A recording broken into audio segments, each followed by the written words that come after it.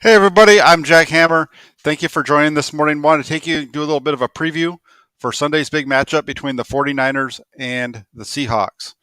The 49ers are going to be making their annual trip up to Seattle tomorrow to take on the Seahawks for the second time this season. Despite having an offense which ranks 31st and a defense that ranks 32nd in total yards, Seattle was able to beat San Francisco earlier this season. Here are my 5 questions to watch for on Sunday. Number 1, can Kyle Shanahan build a successful game plan without Deebo Samuel? When the 49ers made the trip up to Seattle in 2020, they were in the middle of a 2-game win streak, which was fueled in part by a rushing attack which had run the ball 37 times in each victory, along with big plays by Deebo Samuel. In the 49ers' 37-27 loss up in Seattle last year, though, San Francisco ran the ball only 22 times, and despite holding a 7-6 lead early in the second quarter, the game was for all intents and purposes over by halftime. Over the course of the resurgence this year, we've seen the team which win 4 of their last 5. The 49ers have once again leaned heavily on a rushing attack to grind out time of possession and for Deebo Samuel to make big play after big play in 4 of those 5 in all of those victories. So how are they going to do it this week without him? With Elijah Mitchell and Jeff Wilson Jr. available, the 49ers should be able to get the running game going. If you remember, in the first matchup between these two teams, San Francisco's running backs, who are Trey Sermon and Jacques Patrick, neither of which are going to be available tomorrow, were able to average 4.8 yards per rushing attempt. The problem? They didn't run the ball with them very much. They only ran the ball, I think they threw the ball 41 times to about 25 runs, somewhere in that ballpark. So they're much more pass heavy. They got away from the run. If you remember back in that first game, you had a bad interception by Jimmy Garoppolo. I believe it was the second possession of the game for the 49ers. And then the next possession, they drive down, end up in field goal range, and their kicker's hurt. So they have to use their punter to try to kick a 40-yard field goal, and he misses it.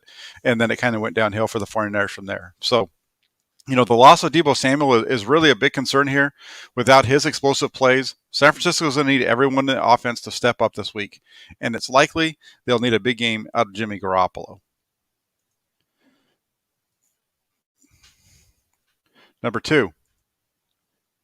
Real quick before I get to that one. What's up, Amin? How you doing? He says, what's up, Jack? Little bit of a heads up. Amin, the Dream, is going to be co-hosting Hammer Nails with me this Thursday. Jesse has a prior commitment that he's not going to be able to, so he's not going to be able to join me. So looking for a guest host, and Amin's going to step up, and we're going to have a lot of fun on Thursday's show. So should be a good time.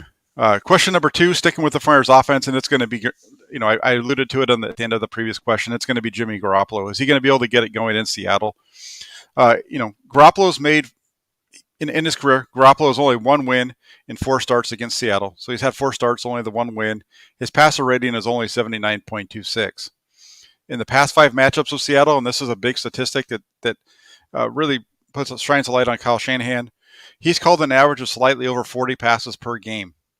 The outlier there is a lone victory over Seattle in the final regular season game in 2019. In that game, Shanahan called only 24 passes. If you look at those 5 matchups from 2019 through the beginning of this year, the 49ers have thrown 40 or more passes in all 4 of their losses. Their 1 win was at 24. That's a big key stat to pay attention to tomorrow.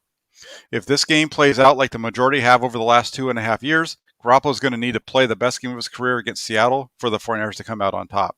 Can he do it? Number 3, will the 49ers defense be able to contain Russell Wilson? While Wilson has not performed up to his standards throughout much of the season, he can still cause problems for defenses with the ability to make big plays on the ground. The 49ers defense saw this firsthand during the first matchup between these two teams in Week 4. With the game tied at 7 late in the third quarter, Wilson was able to escape the pocket for a 16-yard touchdown run to give Seattle a lead it would never relinquish. On that play, if you remember, he escaped out to his right side. It was Eric Armstead, who was the right defensive end, who lost contain. The defensive line this time around, though, is going to be a little bit different when they go up against Wilson. With D. Ford went down, that injury shuffled the 49ers defensive line. Eric Armstead is no longer on the outside. He's now playing in the interior. And Samson Ebukam stepped in and replaced him full-time at defensive end on the right side. That right side defensive end generally had been Nick Bosa, who's been flopped over to the left side since the Chicago game. For the most part, he plays on the left side. Although he's not the pass rushing presence Ford provides, Ebukam does a very good job of not allowing quarterbacks to get outside him. He's a very good job on contain. So the player to keep an eye on this week when it comes to the containment is really going to be Nick Bosa. While Bosa leads the team with 11 sacks on the season, opposing quarterbacks have still been able to show the ability to get outside of his pass rush. During the most recent game against a mobile quarterback, Bosa was beat around the edge several times by Justin Fields. While the 49ers were able to come out on top, they're going to be facing a much tougher defense this time around. And if Bosa continues to allow quarterbacks to get to the edge, especially a quarterback like Russell Wilson, and get to his outside, it's going to be a long day for this 49er defense. So really keep an eye on Nick Bosa and his ability to keep Russell Wilson in the pocket, not get too far inside and allow him to get around him.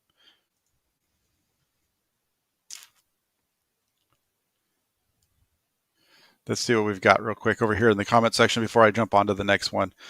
Scott, thank you for the donation. Says, give Hasty a chance to run outside like Debo. I agree with you. I think that's he's going to have a role. What's his role going to be? That's going to be the question. Hasty's role earlier in the year before his injury was he was the third down back. He was always in on third down. Now you have Jeff Wilson Jr. back, though. Is Jeff Wilson Jr. more of your third down back, or is it going to be Hasty? How much are they going to utilize him? One of the things I didn't like about how using Hasty in that third down role was I don't like Hasty running between the tackles, and it seemed like on those third downs he was running a lot up in the middle. If you're going to run him on the outside or screens and pass type of plays, that's fine. But I'd rather see Jeff Wilson Jr. in that third down role because he gives you the ability to go outside, inside, and he's also a pretty good pass catcher. So how much we're going to see of Hasty tomorrow, that's definitely going to be something to keep an eye on.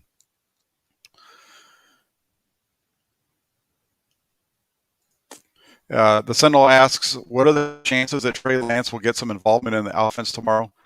I don't think you're going to see, well, it'll be interesting to see. I understand that the thought there is maybe that they utilize him to get to the edge on some things or to kind of have a change of pace from what we've seen, similar to like a Deebo Samuel type of thing. I don't really foresee him playing a whole lot unless it was just a big smokescreen by Kyle Shanahan earlier this week when he talked about the struggles that that he faces when he puts Trey Lance into the game at quarterback to replace Garoppolo. And I understand where he's coming from. When you put him into the game, the flow of the game changes because at that point, defenses the defense isn't going to line up and do everything the same if Trey Lance is in the game, like they do if it's Jimmy Garoppolo. They're going to be keen on some things a little bit differently. Their reads change and so on and so forth.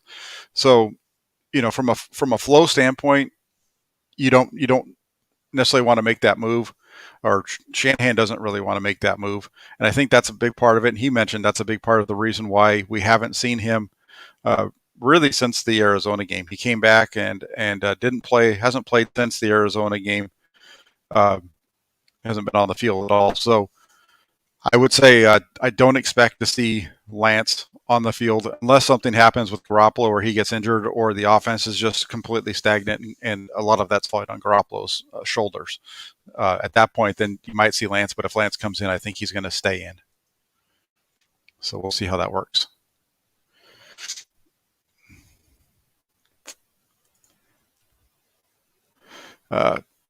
The Believer says Wilson is going to throw a pick at a critical part of the game. Watch, his finger's still messed up.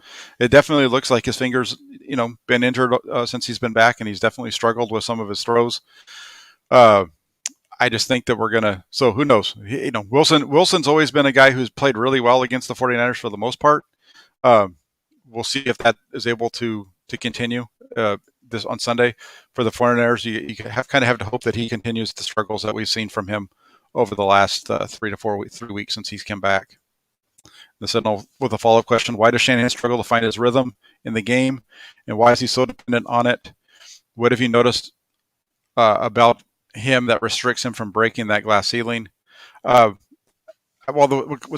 he struggles to find a rhythm is if the offense isn't staying on the field, it's hard to get into a rhythm if it's only unless you hit a play and you have the next play kind of already in your mind.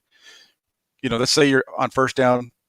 You go into the series, first down, you're going to run this play. You're expecting it to gain 5 yards. Well, off of that play, you have a couple of options that you're thinking. But if that play doesn't do what let's say instead of gaining 5 yards or gaining anything, let's say your running back slips in the backfield and now you're stuck, instead of having 2nd and 5, you're stuck with 3rd and 12.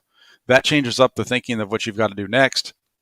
It's not so much of a flow part, but depending on at what point you are in the game, you might kind of know what's next on 3rd and the 3rd and long situation or what have you. It just really depends on how the game's playing out. I just think it takes a little bit of time to get into a rhythm. The beginning of the game, remember, those first 15 to 20 plays are pretty well scripted unless something outside of the norm happens, and then they have to change up a little bit. But other than that, those are the plays that they've game planned. They're expecting to get specific looks out of the defense. And out of those specific looks, they're looking to try to get the ball into certain areas, and like if it's in the passing game or in the running game. So I just think it just takes a little bit, and I think that's a little bit for all play callers. The better your offense is going, the easier it is to kind of get into a rhythm with what's working. When you're running the 49ers run the sweep so often, right? And they run their sweeps in a couple of different ways, but you run those sweeps, and the next thing you know, you run a play that looks like the toss sweep out to the side, but it's really more of a zone scheme where the defense now is overflowing, the guy can cut back up inside, it looks like a counter. There's all kinds of things like that they do, and it's really a flow based off of the flow of the game. Oh, man, why you got to bring that up, Lee? How many Norman PI yards on a Wilson Moonballs? Yeah, that's definitely something the 49ers need to be worried about this week. We haven't really seen them. We had the one bad PI by Norman last week on the deep ball early in the game. We haven't really seen many teams really be able to test the 49ers on those deep balls with close shot plays, just because of the way the games have played out over the last few weeks. But Wilson does throw a really nice ball that puts pressure on a defensive back to not freak out and start grabbing receiver because they think they're going to get beat. So it's definitely something that's going to be fun to watch, and hopefully the 49ers defensive backs can do what they're supposed to do, not grab guys, and hopefully they're not on the field that much because the 49ers offense is handling the time of possession.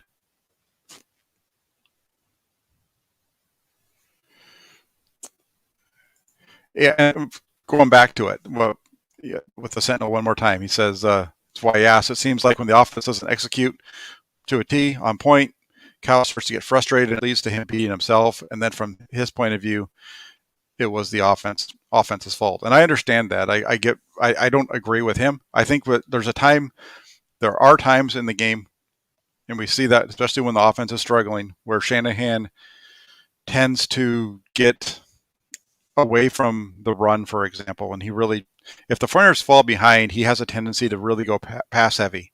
And even if it's early in the game, he has a tendency, if they get behind, say 14-0, and it's the first quarter, it just seems like it's bombs away for the rest of the game until they get caught back up, instead of just kind of running your stuff, doing what you do.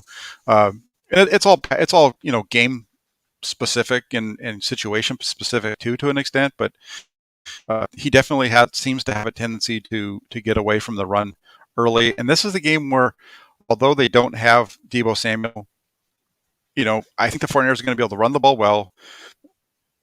Elijah Mitchell, they obviously the 49ers thought that Mitchell was their best running back. That's why he's been starting over these other guys. And like I said, they were at 4.8 yards per attempt with two guys that aren't even won't even be able to play. One of them's not even in the building anymore, in Jacques Patrick. So we'll see how this one plays out. I think it's going to be Shanahan needs to stick to the run game. He needs to stick to the run game to help the defense primarily. And the biggest issue is they just don't have that guy that can take the load off and make a big play of 20 plus yards, or so on and so forth, like what we've seen out of Deebo Samuel the last couple of weeks. But I do think the 49ers can move the ball on this team, and it's going to be tight because of the defense with Seattle. We'll get into that in a second.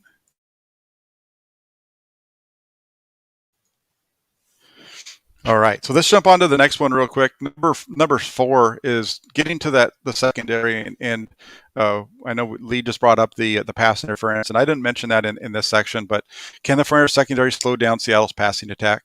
Seattle enters this week averaging the 6th most yards per passing attempt in the NFL. They're at 7.9 yards per attempt. That's pretty impressive, but it's not really representative of how Seattle's passing game has been performing over the last 3 weeks. In this 3-week span since Russell Wilson's come back, Seattle's averaging only 6.3 yards per attempt, which puts them right around in the middle of the NFL at 18th.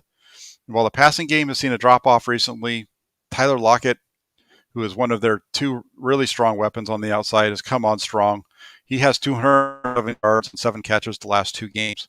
So he's been showing an explosiveness to his game that we did not see the first time around. In that Week 4 matchup between the 49ers and Seattle, Lockett was held to only 4 receptions for 24 yards. So 49ers are going to have to figure out a way to keep him kind of contained and locked up like that again. And across from Lockett, you have DK Metcalf. Metcalf's the big physical presence, fast. He had a pretty good game against the 49ers in Week 4. Not spectacular, but it wasn't that bad either, with 4 catches for 65 yards and a touchdown.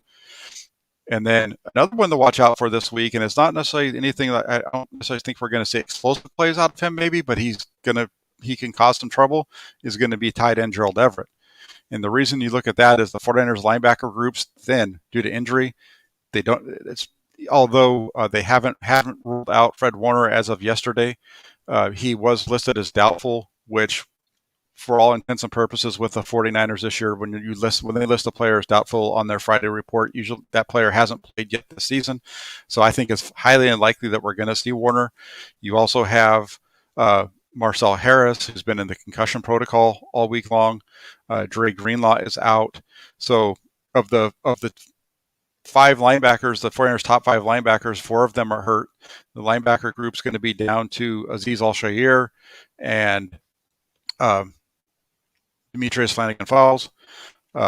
So that group is going to be a little bit on the thin side still. And over the last 3 games, Everett's had 16 catches for 137 yards and a touchdown. So he's over 5 catches a game over these last 3 weeks. With what's going on in the 49ers linebacker group, I think that's an area of the field that they're going to attack off of play action and underneath throws to force those guys to come up and make plays. So there's really a weakness at that second level of the 49ers defense that I think Seattle is going to try to exploit. And how do the 49ers try to minimize those losses? Do we see some Talanoa Hufanga in the game, maybe at a big nickel type of a role as an outside linebacker? Definitely something to keep an eye on early tomorrow. And then finally, like I said, the trigger guy, Russell Wilson. Wilson struggled. We know that with his accuracy since coming back from the surgery on the finger. But despite that, Wilson's dominated the 49ers throughout his career. Seems to play his best when the odds are completely against Seattle. Like I said earlier, look no further than Week 4 when Seattle was coming off of a 2-game losing streak heading into that game. And Wilson was talking about, coming in and having adversity against them and how he liked adversity, and he took advantage of it that day. And there were some other things, obviously, that helped them out along the way in that game. Can they slow down Wilson? Can they take that away? Can they force them to have to run the ball? If they can kind of slow down Wilson, I think if the 49ers defense can play very similar to what they did the first time around, this team's going to be okay. The offense needs to play better. They need to make sure they don't have a fumble deep inside their own area, their own territory on a kickoff return, which was really what killed them the last time around. Remember, they were tied at halftime, and it just got away from them early in the third quarter with that fumble. And then, Mark the Believer, thank you very much for the donation. He says that enjoy your commentary and breakdowns with Grant. I appreciate that. It's a lot of fun doing those breakdowns with Grant over on his stream every Tuesday. It's something that we started doing last year, and we've talked about it before. We used to do it not necessarily on YouTube, but we would talk about games and stuff like that.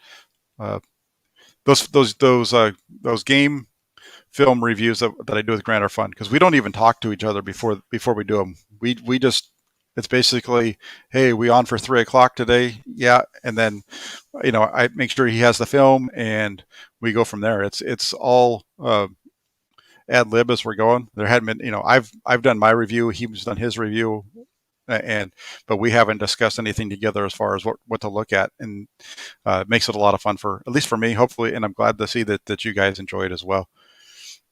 And then just jumping over to the last one, my last piece, and it's going to be number 5. Are the 49ers going to get caught looking past Seattle? Number 5, my last couple of weeks has been, can the 49ers hold on to the ball? And that's definitely one that I think would fit right here too. If we were going to do a 5A and a 5B, 5A is going to be, are the 49ers going to get caught looking past Seattle? Because from the outside, this is a game the 49ers should dominate. Seattle's at 3-8. Their offense is second in, like I already mentioned. Offense second to last in the league in yards gained. Defense has allowed the most yards in the league. And then you look closer, though, and those numbers are a little bit misleading, especially on the defensive side of the ball. Seattle's allowed the 6th fewest points in the NFL. So while they're giving up the most yards, the amount of points they've given up is only the 6th fewest. And then on top of that, they're currently 9th in the league in points allowed per possession. So they're giving up a lot of yards. They're not giving up very many points. And part of the reason why that's the case is that their opponents have the worst average starting field position in the league at their own 25-yard line. So what's happening is their opponents are having to drive the length of the field. Seattle for years has always played this bend but don't break kind of style of defense where they're going to let you move the ball down the field kind of in between the 20s, and then they're going to settle down when they get you into the red zone, and they're going to keep you from scoring touchdowns. And that's what you've seen out of them. The problem with that for Seattle is that it kills the game clock, right? If teams are doing that, so like the 49ers are able to go out and chew up clock, it's going to lessen the amount of opportunities that the Seattle offense has on the field. And so the 49ers offense has to kind of play to Seattle a little bit and take that, chew up the clock, keep that Seattle offense off the field, allow your defense, which is kind of the weaker link of this group, I think, allow them to sit on the sidelines. And then if you can get a 2-score lead on this team in the second half, I think you're going to be in a pretty good spot. If the 49ers lose focus this week for any reason, they have for example, they have a big game coming. If they win this week, next week's game in Cincinnati is a big one between two teams that are going to be, could be 8-4 and 7-5. If the 49ers lose any kind of focus, Seattle has a team that can bite the 49ers. They've battled teams down to the end repeatedly all year long. We even saw it on Monday night with as bad as Seattle played.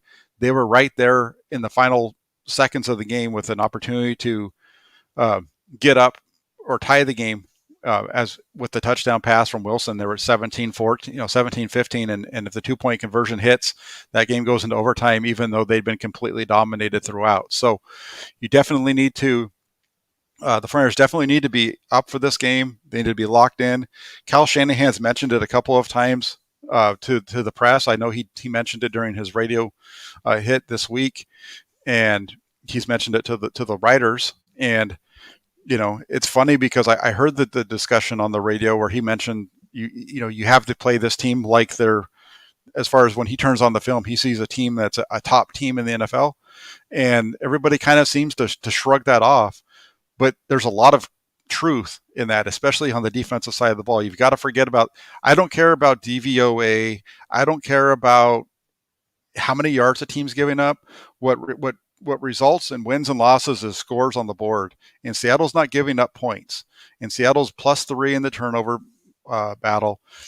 For the 49ers to win this game, their offense has to play good. They have to play just as good as they've played the last 3 weeks if they're going to win this game. And it's going to be tough without Deebo Samuel and without Fred Warner. Deebo Samuel's just been kind of a little bit of a revelation the last 3 weeks as a running back and make big plays after big play. In a lot of ways, he's he's made the job of the offense easier. Anytime they're in a bind, they can kind of go to him and know they're going to get a big play. And we see him not, and he's not even really often taking hits. Most of his stuff is off to the outside and what have you. So how Kyle Shanahan's able to dial up this offense without having Deebo Samuel is definitely what I'm going to be keeping my eye on. And is he going to be sticking with the run game? Because if he doesn't, I think this game swings into the favor of Seattle. And, as I was mentioning, I said, my 5A would be not looking past this week. And 5B is holding onto the ball. When the 49ers hold on to the ball, they win, and they usually play pretty good on offense. Last week, they had the one turnover on the first possession of the game. They held on to it the rest of the way and were able to win that game well. They forced a couple of turnovers deep in Minnesota's end, and that kind of was what really flipped that game around. So, as Lee says here, win this game, move up, and then you have a road game versus a lower seed. That would be optimal. The key here for the 49ers, and this is what I think. I think the 49ers are, if they can get to the 5 spot, because they're not going to win their division. I don't foresee Arizona completely crumbling, because they would need to pick up 3 games. They're 2 games behind Arizona now, I believe. I believe Arizona's 8-11, but you can tell me I'm wrong if I'm wrong.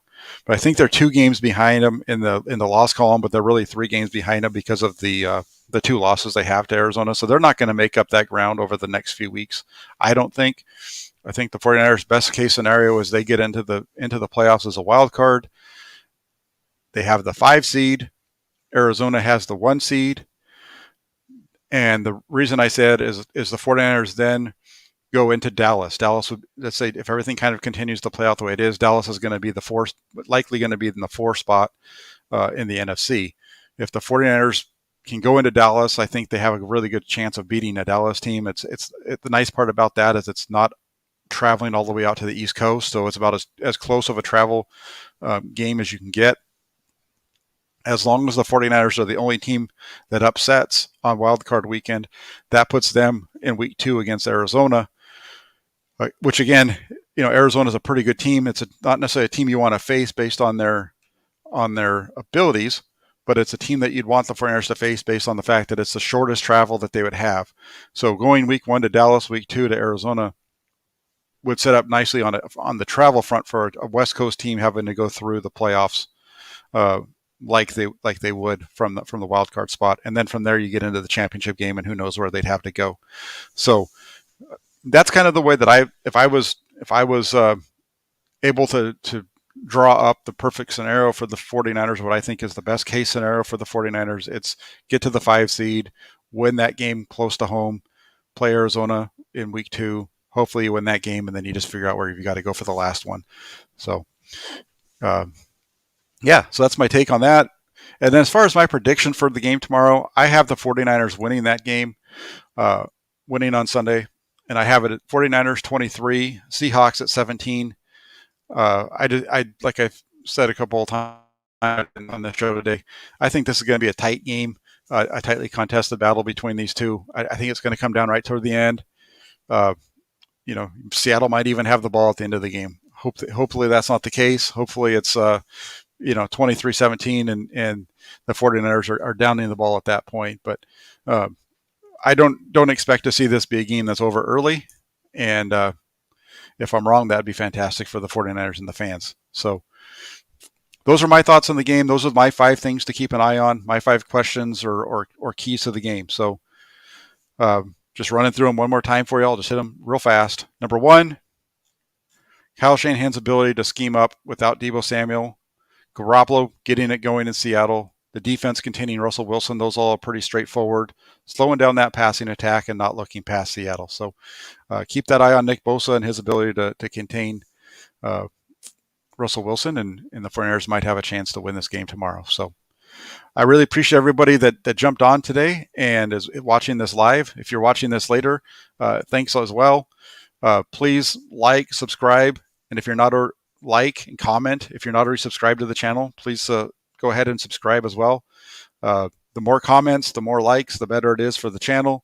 And also, I'd like to see the comments to see maybe something that I missed and get your overall opinions as well. So again, thank you very much for jumping on a Saturday afternoon.